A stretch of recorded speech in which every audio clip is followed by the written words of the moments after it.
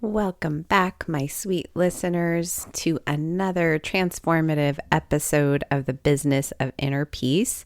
Today, I'm going to delve deep into the realm of self-discovery and healing as I talk to you about my own personal experiences with this, and we'll explore those profound concepts of inner child work and breaking free from subconscious patterns.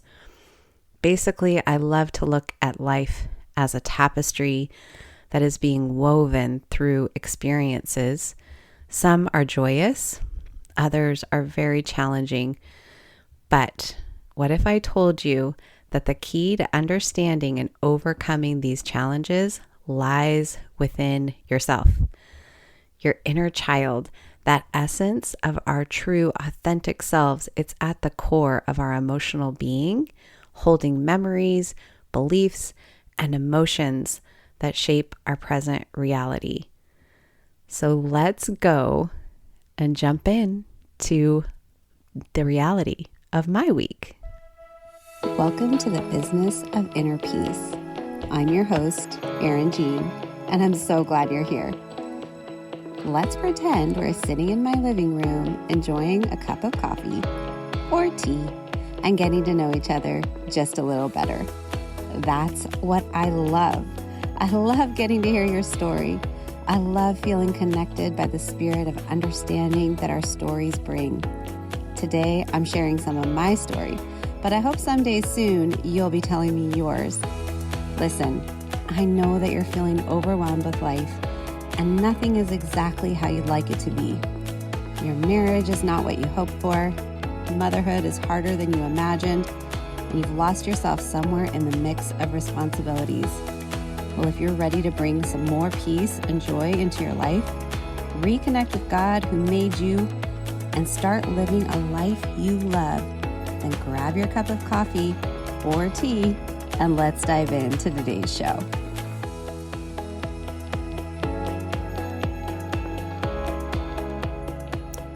Hey there, this is Erin Jean, and today's episode is going to be a little different in that I'm just going to talk. I'm just going to talk about what's going on in my life currently, let you know how I'm processing it, and I'm going to trust and believe that you are going to get something from it.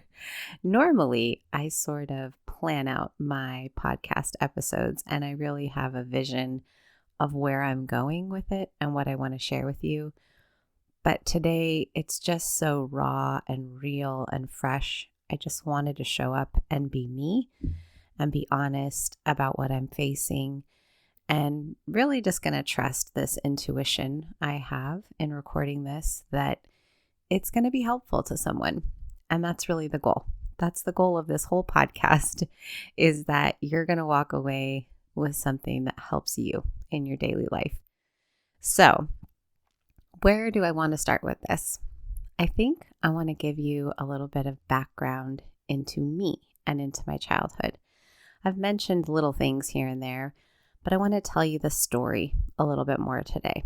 So when I was a little girl, I was molested by my cousin, and he was the son of one of my mom's sisters. My mom has two sisters, and he was one of the sisters' sons.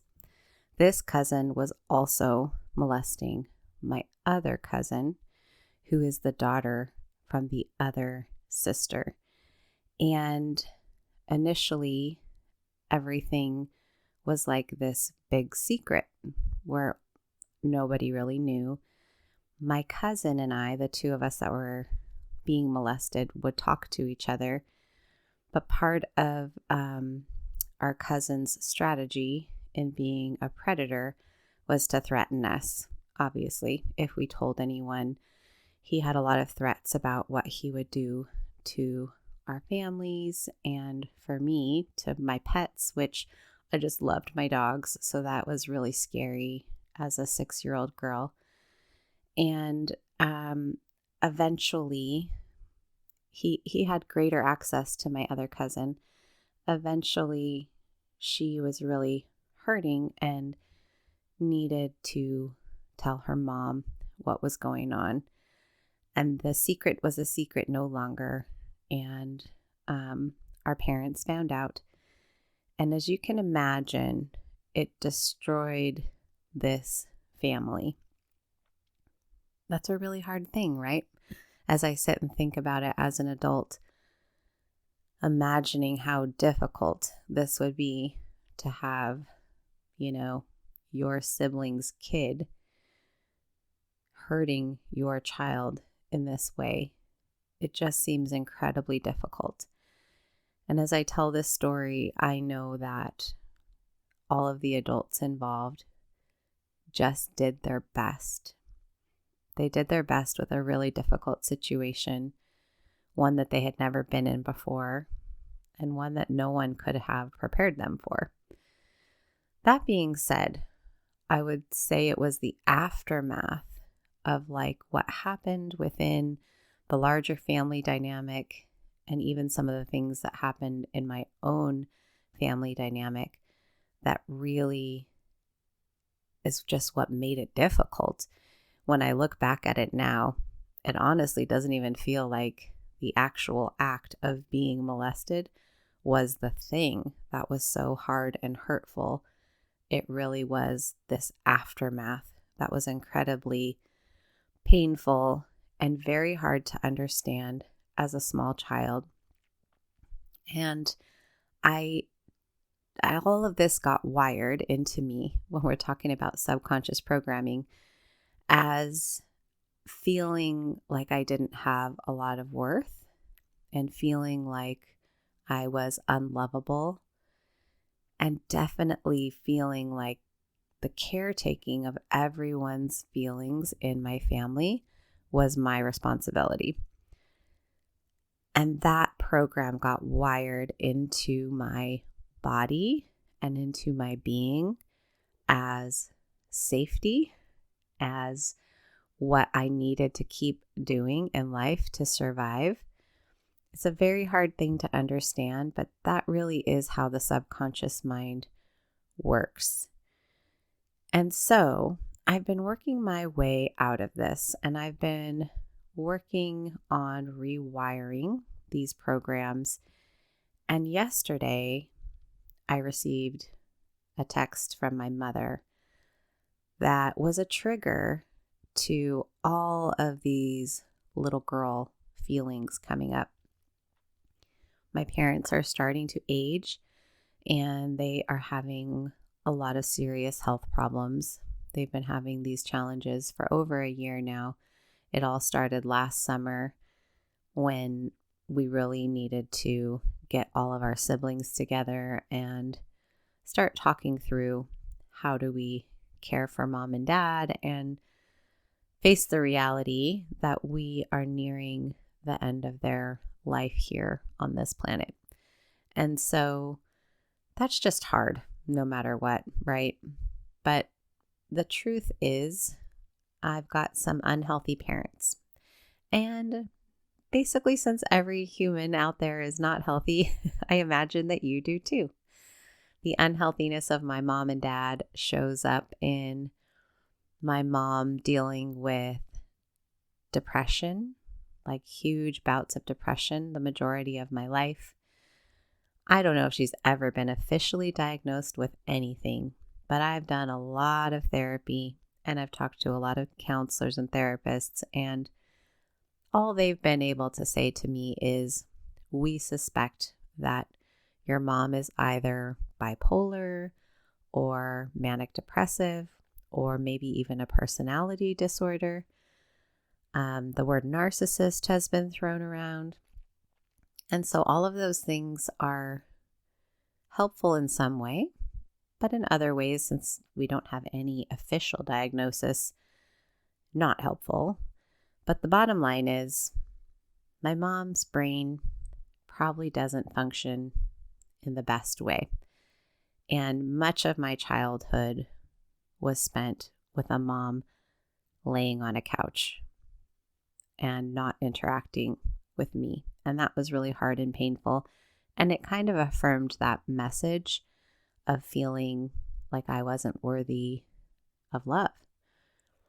Or like I had to fix things because I really felt like my mom being that way was my fault. And I was always trying to figure out how to fix it, how to behave or act differently or say something different that would make her snap out of it. And obviously, I never could. But you never stop trying, especially when these things are really deeply programmed into you. My dad, on the other hand, his way to deal with this was to not talk about it. He tried to distract us kids a lot. When he was home, which wasn't a lot because he was a firefighter, but when he was home, he played with us. He was very active as a parent in our lives.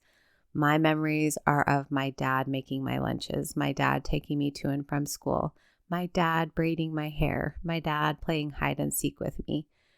So all of those things are really fun, but it's kind of interesting when you look back, go, wow, like, where was my mom? Well, she was sleeping on the couch. And maybe she wasn't really always, but that's the predominant memory that I have. And my dad has this very unhealthy codependency. He just loves my mom so much.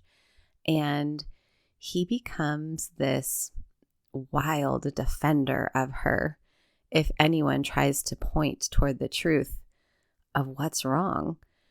And in one moment when you have him alone, he can talk with you really rationally and logically and acknowledge these problems within my mom's personality. But then the other side of this is that once he's back with my mom, he is kind of not rational anymore and defends her till the end. And there's this other dynamic happening where I think you've been able to put two and two together by now. I'm very, very empathetic. I'm an empath and I feel everything. I feel everyone's feelings around me, including my own. And it's taken me a long time to separate out those two things. It's also taken me a long time to really see this as the gift from God that it is and that it has value. But I grew up hearing a lot that I was too sensitive, that I should stop crying, and so on and so on. And because of my sensitivity and my abilities, I've often been the person within our family that tries to have us talk about problems, whether it's one-on-one with each individual parent or rarely, but sometimes collectively as a family. I've tried to be that person.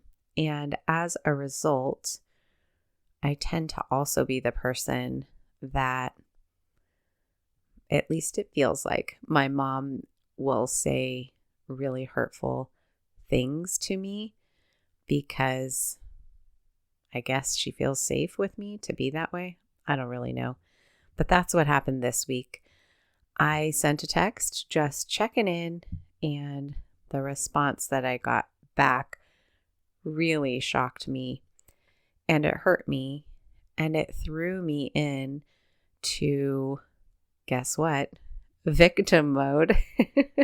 Oh yeah, it threw me into all of my programming, and deep within my programming is being the victim. Like, that is a very huge part of my programming.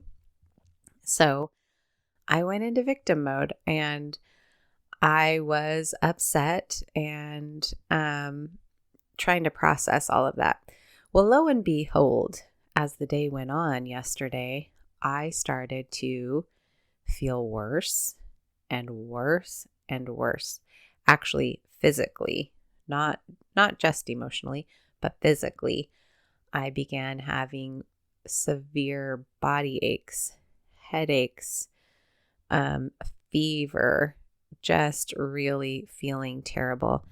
And I knew that this was clearly connected to what was going on with my parents. And so once I got home and I was able to, I started doing some work around this that I know how to support myself with. One of the tools I reached for is called the emotion code. And it's basically a way to identify emotions that are trapped in your body and release them. And one of the emotions that came up was heartache. In fact, it was the first emotion that came up was heartache. I did what you're supposed to do to help clear it, asked if it was cleared. I'm using muscle testing through all of this, so that's a whole nother episode if you've never heard about muscle testing. But basically got back that it wasn't cleared and there was more I needed to know.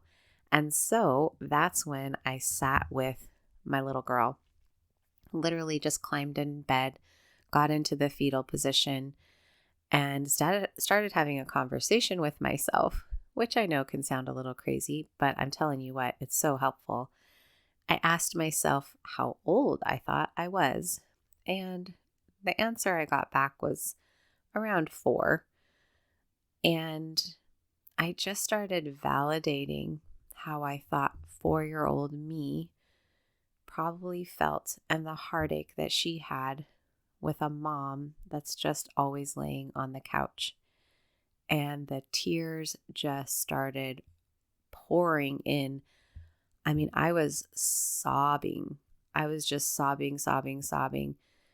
And testament to my amazing husband and how much he has changed and how much our relationship has changed. He came into the bedroom to check on me because I had told him I just wasn't feeling good and I was going to go lay down. And he just came and laid right next to me and rubbed my back and just let me cry and cry and cry. When I finally felt like I had gotten it out, he just asked if there was anything he could do and did his best to take care of me in that moment. And he just was so good and so sweet at holding space for me to just be sad, which is what I needed to do in that moment. So I felt like I got a layer of it off. Then I was able to do another round of testing, looking for trapped emotions. And, oh gosh, let me see if I can remember. I think it was the emotion of lack of self-confidence is what came up, which describes me to a T for most of my life. And so I was able to do the process to release that. That released right away. Then I went to 2 of my favorite books to look up physical things that are happening in your body and the emotions that are connected. So the first one I went to, it's by Louise Hay, and I'll put a link in the show notes for this. It's called Heal Your Body. And so I looked up what was going on in my body. And the first thing I looked up was hips, because my joints and my hips especially were hurting so badly. And it says that the hips carry the body in perfect balance and a major thrust in moving forward. And then she always offers a really fun affirmation. So the affirmation for it is hip, hip, hooray. There is joy in every day. I am balanced and free. So I just said that with hands over heart. Then the next one that I looked up, I went to, there's actually like a diagram of the spine because my lower back was really hurting, and that pointed me towards the sacrum. So the sacrum, it says that it's a loss of power and it's old, stubborn anger. That really hit home for me. And so the beautiful affirmation with that is, I am the power and authority in my life. I release the past and claim my good now. And I started seeing a theme right there with this releasing of the past. So I just want to point that out. The next one I looked up was fever, because I was having a fever. That one says anger and burning up. And the affirmation that she offers is, I am the cool, calm expression of peace and love. That one's so nice. I am the cool, calm expression of peace and love. Then I went to my other favorite book, which I talked to you about in the last episode or two. I think it was the last episode. The Feelings Buried Alive, Never Die by Carol Trueman.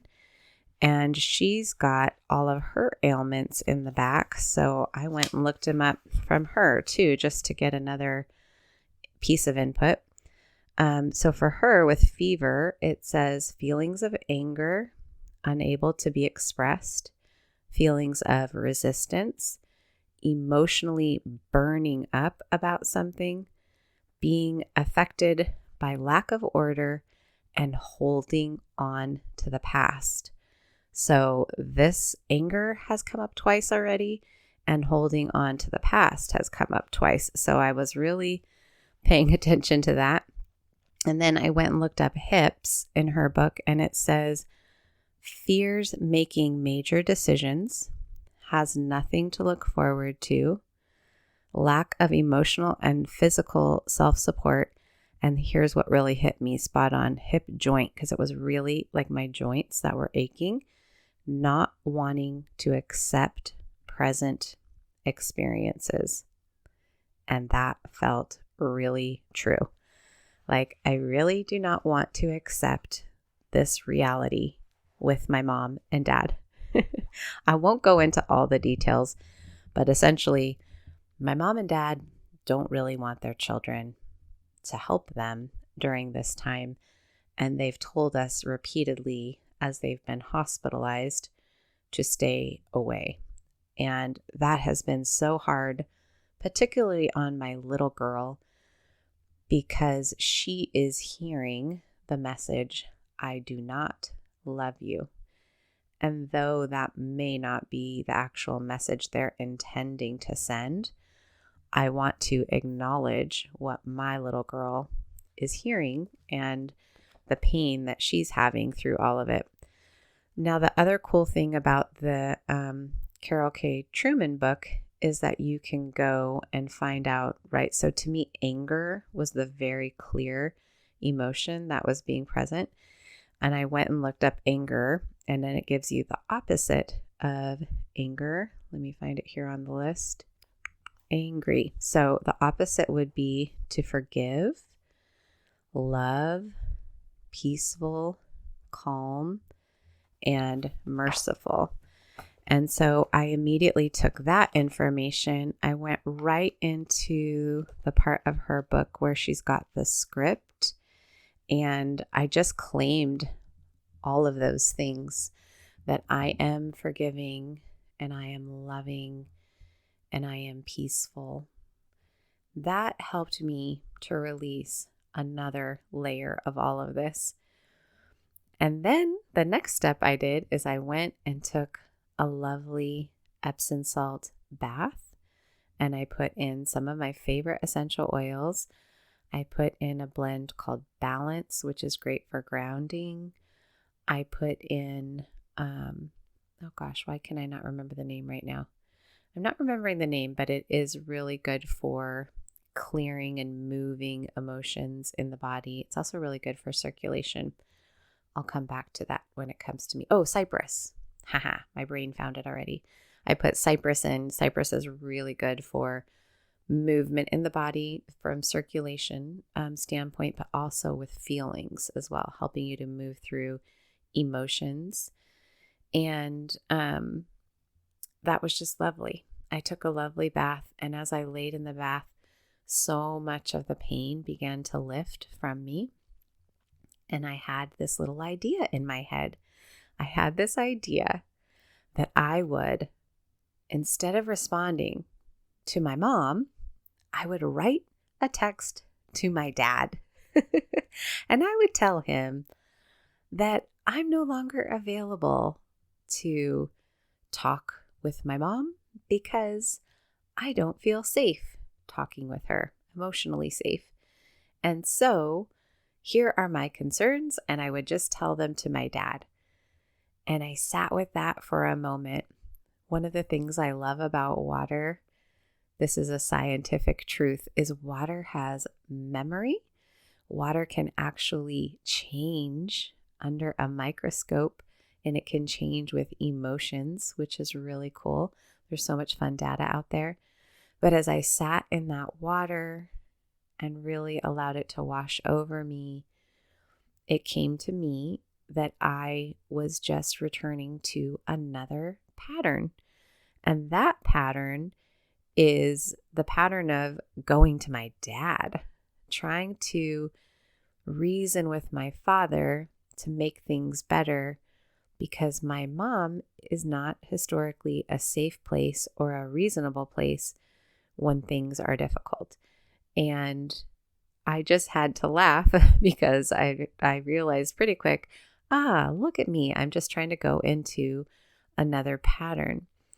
And so in that bath, I just was able to talk to my little girl again and reassure her that we would not be repeating old patterns, that I was actually going to be the adult that shows up to handle the situation, and that she doesn't have to worry, and that she is loved and she has worth. And I also validated her feelings of having heartache. Of course you would have heartache. Of course you would be angry, and realizing that all of these emotions in my body were pointing to me being stuck in the past. And where is the past? It's gone. It does not exist.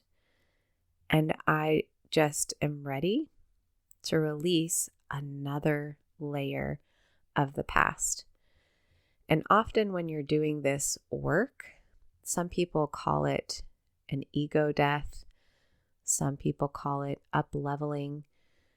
No matter what you call it, the reality is, as you do this work, you will most likely hit a point where things are painful. And you have to just allow the pain, accept it, and be ready to move forward. And I claimed in that bath for myself, I decreed and declared that I am no longer a victim, that I'm not a victim of my parents' actions, nor am I a victim of the past, and that I am being called to a higher level. I am being called to a greater way of existing and being, and that I will rise to the occasion. I will shift out of my victimhood, and I will rise to what it is that God is calling me to. There's a reason that God chose me to be in this family, and there's a reason that He's allowed every bit of it. And I believe God and His promise that He works all things together for my good, and that He has given me a hope and a future, and that He wants to prosper me. So I drained that bath water feeling much better. I went and just rested for the rest of the evening. And then today, I had such a cool conversation with my husband about all of it. I literally told him all of this, that I was, trying to break some patterns and tend to my little girl and love on her and try to change the way things have been and do something different. He actually had a beautiful analogy for my mind. If you've ever seen, now I'm going to forget the name of the movie. Anyhow, there's a movie out there about dreams. We'll see if it comes to me as I'm talking. And in the movie, there's like different levels of dreams. You keep going down each level. And there's a couple like at the very bottom level. And that's like the only place they can be together. But it's not reality. And he said, that's your mom and dad. They are down on the 5th level, building their own world, surrounded by chaos, and it's not reality. And that is really the truth. That helped me a lot to say, oh, what a great analogy. You are correct. He also helped me today to process through some of my thoughts and intentions and drafting up a text back to my mom and dad, and just really for myself, not expecting any response, but standing in my own power to say, I don't appreciate how you're speaking to me.